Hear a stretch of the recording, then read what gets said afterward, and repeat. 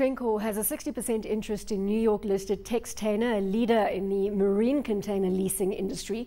The business is entirely US dollar denominated and was founded by the Jowell family in the 1950s. Trencor has a market cap of 9.6 billion rand, a price to earnings ratio of 9 and a dividend yield of 3.3%. We've had lengthy discussions about Trencor before, and you like the container business. Yeah, look, containers were invented sometime in the 1950s, and it revolutionized global trade because prior to that everything was very disorganized.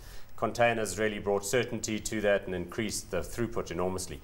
Look, in recent weeks there's been a bit of a reorganization here, and maybe Daniel can crystallize this for us, but I think in fact that Trencor has reduced its effective interest in Textainer down to about 50%. Yeah, and in the process it's done that through allowing Textainer to do a capital raising and also selling some of its shares. So I'm not sure whether that's the reason. Well, let's let Daniel crystallize it for us. I think you may be throwing forward to him on this one. Well, I mean, Paul's actually crystallised it pretty well. Apologies, Paul. No, my profuse apologies. Their stake has been diluted down to just under 49% through a capital raising from Textainer, which they said that they needed the funds to pursue general business activities. Where do we go with it now, just one extra element. So did they sell some shares, or did they just not follow their rights? The reason, of course, is does Trencor now have a whole lot of cash from selling some shares? Or my understanding is that Trencor actually sold some shares. Okay.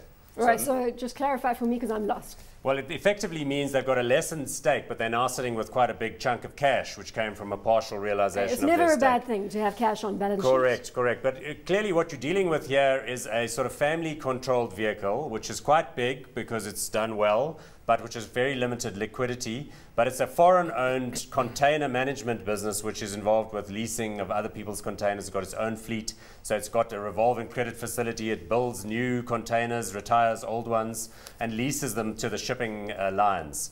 That in itself is a fairly good business, but you can buy Textainer directly on the market in New York. Whether you want to buy it here and be a partner to the Jowell family with uncertain outcomes in terms of where they're going with the business is another question. It sounds a bit scary. Trencor, hot or not? Can I give a brief overview, or should I just go to hot? Give me a brief overview and then go. I thought you came to an abrupt halt on the previous statement. But yes, give me an overview and then give me hot or not. Okay, so just very quickly, so Trencor's main asset is Textainer. Textainer is, like Paul said, the global leasing and management of containers.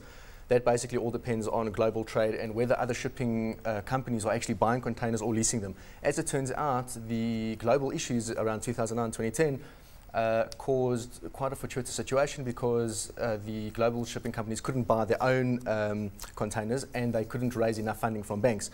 So Textainer's utilization ratio of the amount of containers that are being used went through the roof, and based on the back of that, the stock has done very well. My main concern is that when shipping rates drop, these shipping companies use something called slow steaming, which means that they slow their ships down to use less fuel, so less cost, and that uses up the surplus of containers. That creates a false container utilization level in the market because there are containers, they're just on slow ships.